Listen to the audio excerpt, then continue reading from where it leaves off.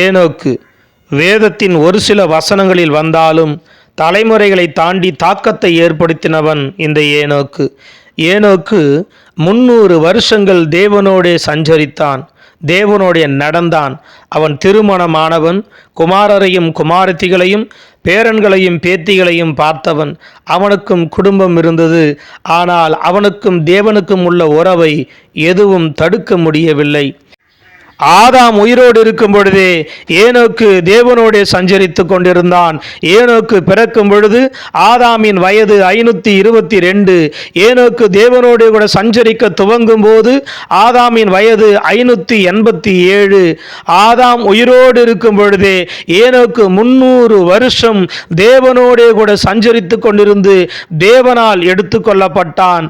ஏனோக்கு தேவனோடு கூட சஞ்சரிக்கிறவன் என்பது அவனுக்கு முன்பாக வாழ்ந்த 6 தலைமுறைகளுக்கும் சாட்சியாக இருந்தது. ஏனோக்கு எடுத்துக்கொள்ளப்பட்டு ஏறக்குறைய 43 வருஷத்துக்கு பிறகு ஆதாம் மரித்தான்.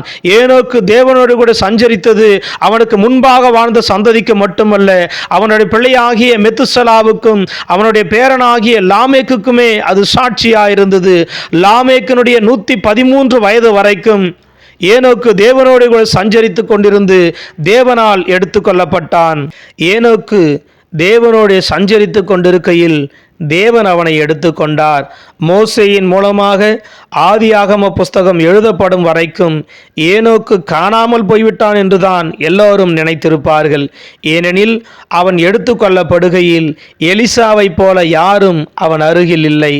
அவனை பரலோக படிகளின் வழியாக ஏறி வர பண்ணினாரோ, சுழல் காற்றில் அக்கினிமயமான குதிரைகளை கொண்டு ரதத்தின் மூலம் எடுத்துக்கொண்டாரோ, அல்லது அவரையும் ஒரு மேகம் எடுத்துக்கொண்டதோ தெரியாது.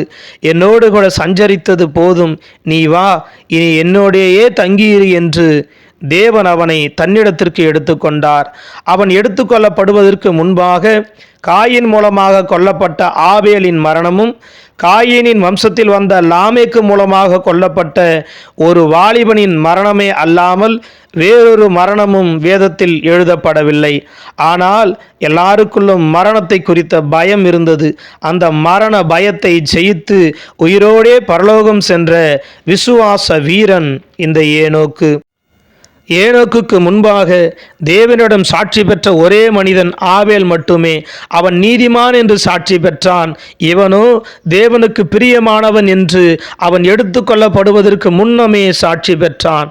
ஏனோக்கு கர்த்தருக்கு பிரியமானவன், அதனால்தான் அவரோடைய சுகமாய் தங்கியிருக்கும்படி அவனை எடுத்துக்கொண்டார்.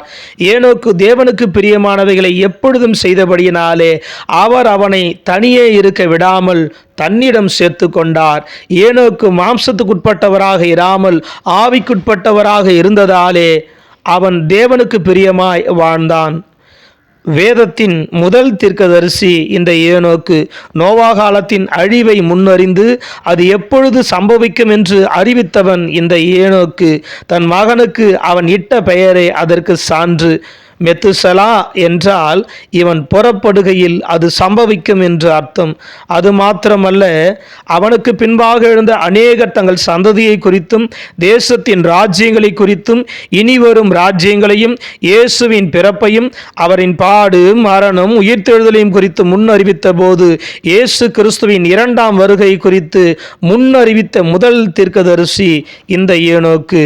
இவன் வாழ்ந்த காலத்தில் மனிதர்களின் சராசரி ஆயுட்காலம் 900 வருஷங்களாக இருந்த நாட்களில் இவன் வாழ்ந்ததோ 365 ஆண்டுகள் என்ற சொற்ப நாட்கள் மட்டுமே. அற்ப ஆயுசில் எடுத்துக்கொள்ளப்பட்ட ஏனோக்கு தன் அடுத்த தலைமுறைகளுக்கு முன்மாதிரியாக வாழ்ந்தார். இவரின் சாட்சியுள்ள வாழ்க்கையே நோவா தேவனோடைய சஞ்சரிக்கவும் எலியா உயிரோடைய பரலோகம் எடுத்துக்கொள்ளப்படவும் ஆதாரமாக அமைந்தது. நாம் வாழும் காலம் கொஞ்சமாயிருந்தாலும் தேவனுக்காக வாழ்வோம், சாட்சிகளாய் ஜீவிப்போம். ஆமேன்.